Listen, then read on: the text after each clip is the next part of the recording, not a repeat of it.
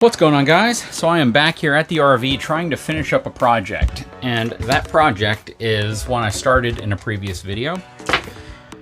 That is the attempt to block this little gap right here that's no longer here because I have something blocking it, between the door, the threshold, and the hallway area, so you can't see through this little area, which is only about 1/4 of an inch thick. So what I did in the last video on this topic was put this rubber kind of seal right here. And at first I thought, well, maybe I'm not going to use this because it looks kind of tacky, to be honest with you. It just doesn't look really good. It doesn't look as bad in person, believe it or not, but it does look a little tacky, especially when you have a camera right up on it. You can see all the little waves and wrinkles. I was going to put a piano hinge here, and I came up with a different idea, so we'll see how it works. Hang tight, I'll be right back.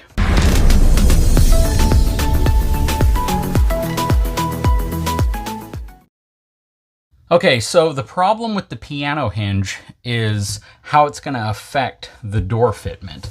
Let me show you what I'm talking about. So, you see the 3 hinges right here, and then there's one down at the bottom.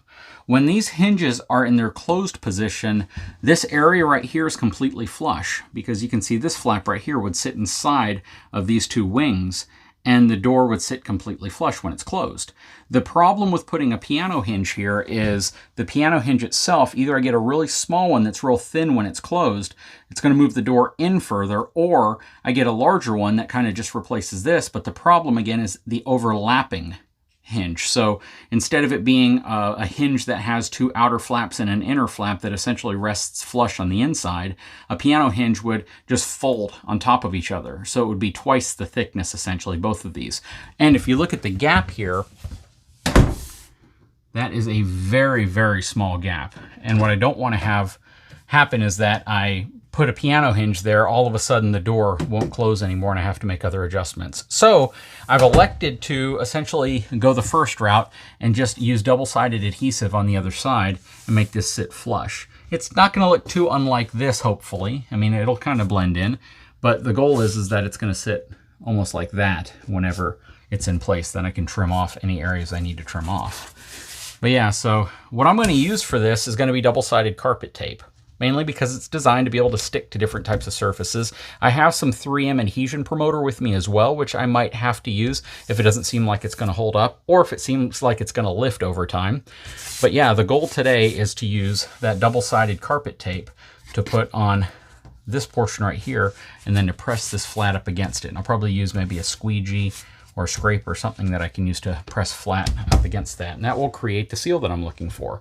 You know, a piece of weather stripping, something like that may have worked, but the challenge again is once you put it inside of there, you're going to run into a scenario where even when the door's closed, it's going to create too much pressure. It's not going to close properly. So, you know, I may actually have the gap I need if I wanted to put a real small piece of weather stripping in there. And I may end up doing that. The other option, what do you think of this, is if I simply take this piece and I put it inside of here like this. This may actually work. And I just thought of this just by looking at the gap that I had there. And if this is inside here, I may not have to do anything because it's not going to naturally come out on its own.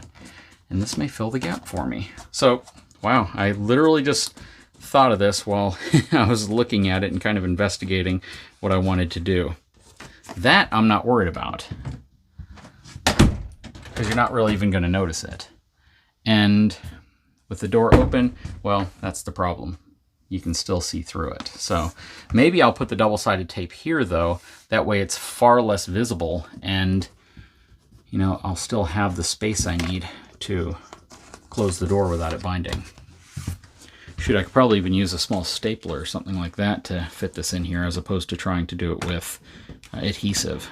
Staples might be a little easier to take off without actually damaging the surface of the door, versus adhesive, which might stick a little bit too well. Let's see how this looks. I'm going to try to push all this through. I'll be right back.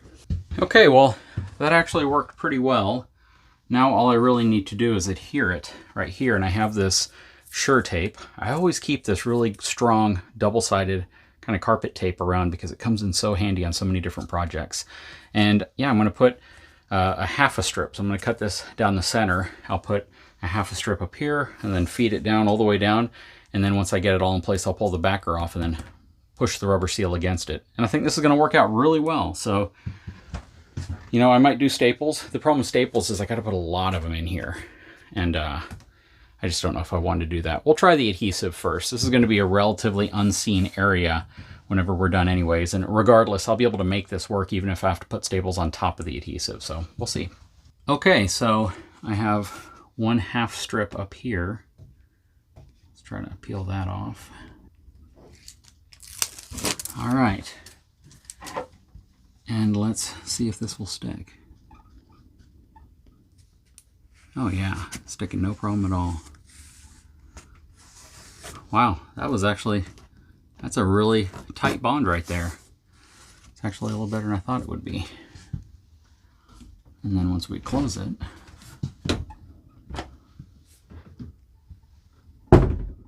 very nice. Okay, so I also put the other half down here since it's roughly the same measurement.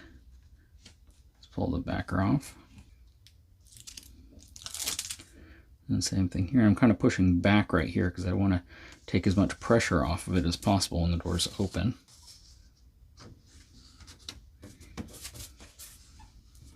Very nice. All right, so let me cut a big long strip. I'll put it right here, and we'll see how that works out. Okay, I already got this piece on up here. Just got to trim it a little bit down here at the bottom.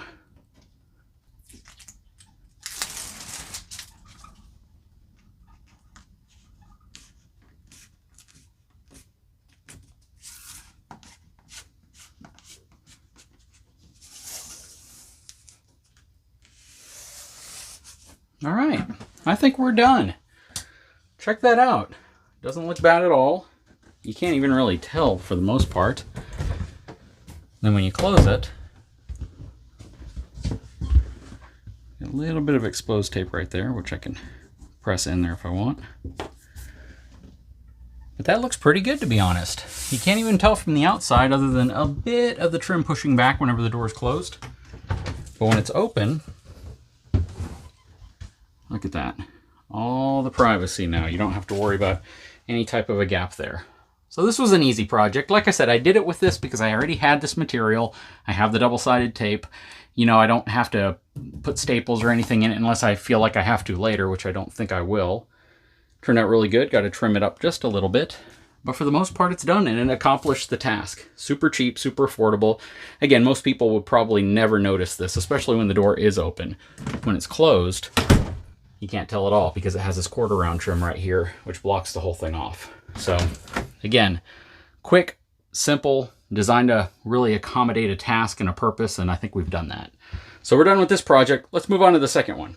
Okay, so what's different here than when I got the fifth wheel? Can anybody tell?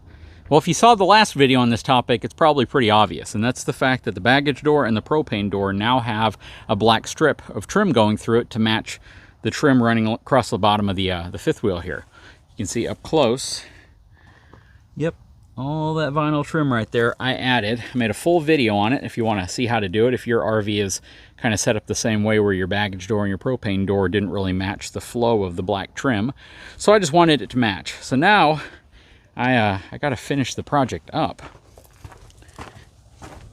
Here on the other side, you can see we had just enough to finish the baggage door over here for the wet bay, but not for the propane door up here. And that's what came in the mail today. So this is already cut to 12 inches, and if I am correct, it's going to be just about 12 inches. So I'm just going to have a perfect amount to finish this part off right here. Doesn't take very long at all. Really, the only thing I need to do to prep the door is clean it, and then take this little thumb latch off. Once that's off, I can remove that piece, put the trim up, cut it in place, make sure there's no air bubbles in it, which this stuff is super cool because it's actually porous, and air kind of escapes through the actual trim versus having to squeegee it to the end. If you've ever had to install tint or a screen protector on your phone, you probably know what I mean. Anyways, we're going to get this door cleaned up, we're going to remove the hardware, and we're going to put this on. Okay, so we have the latch off. It's very, very easy to take off. It's only a Phillips head screw and a little retaining nut, and that's it. Got the door all nice and clean. We're going to go ahead and put the vinyl on. Basically what I'll do is I'll kind of roll it out the length I need. I'll cut it, and then I will apply it, squeegee it from the center out, we should be done. But this project is a pretty quick project on these doors. The main baggage doors take a little bit longer because you may have to remove the actual handles to do it. And they only take about 5 minutes to remove, but it's still an extra step to remember. Okay, so I have the backing removed. I have it loosely placed on here. Like I said, I'm gonna work kind of from the center down and out. The sun is gonna kind of help it stretch on here a little bit better too.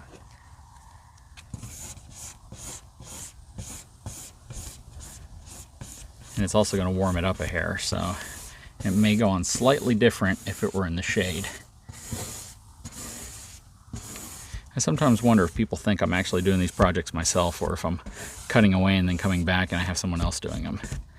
Nope, I will tell you if I'm paying someone else to do it, or if I have somebody else volunteering to do it or whatnot.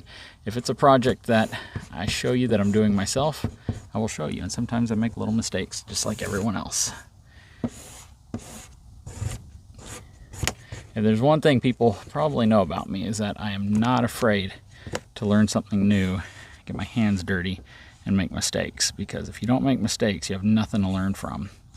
And I think some of the people who make the most mistakes are people who get complacent doing work because they think they can't make a mistake. So for me, it's all about making those mistakes, because you only get better when you realize what you can and can't do, and what sometimes you need to financially realize is a bad mistake. And I do that quite a bit, especially when you run over solar panels with press vehicles. See, this stuff, the air comes out of it so much easier when it's not warm. And right now the sun's beaming right on it, and the air bubbles seem to not want to come through the material quite as well. It still turned out good though. It's a big one right there. I don't know if that one's going to want to come out on its own. I might need to pull the material back just a hair, like this, and then work it back out like that.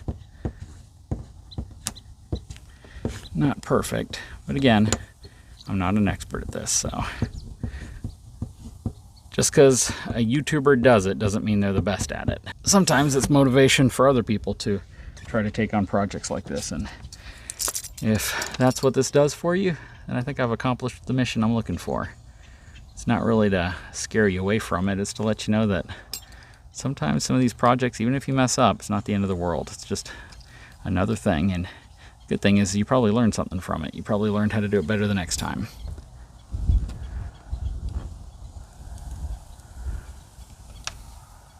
Oops, see, there's a mess up right there. It slid into the actual door slightly, so now if I just peel it back, I might have a bit of an issue right there. Let's find out what happens. See, right there. Not too concerned about it. I'm not expecting this to be perfect. I'm expecting it to look better, and I think that even with that, it's still gonna look better.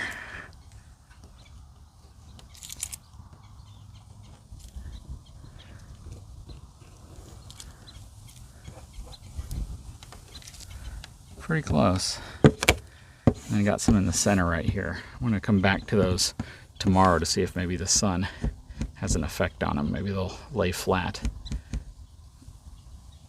Probably won't, but all right. Not perfect, but let's take a step back real quick and see what it looks like. Overall, it looks pretty good. Now I got a piece of paper I got to chase down. Okay, so there we go. All done. Now this side has a nice continuous black trim right here going down. You know, there's a couple little air bubbles in it that I'll probably try to work out over time, but overall I think it turned out pretty dang good. It's not perfect. Got a little bit of a spot right here where I cut a little bit too deep into the trim. As far as just the amount of white that you're gonna see, that's it. But I think it turned out really good. What are your thoughts?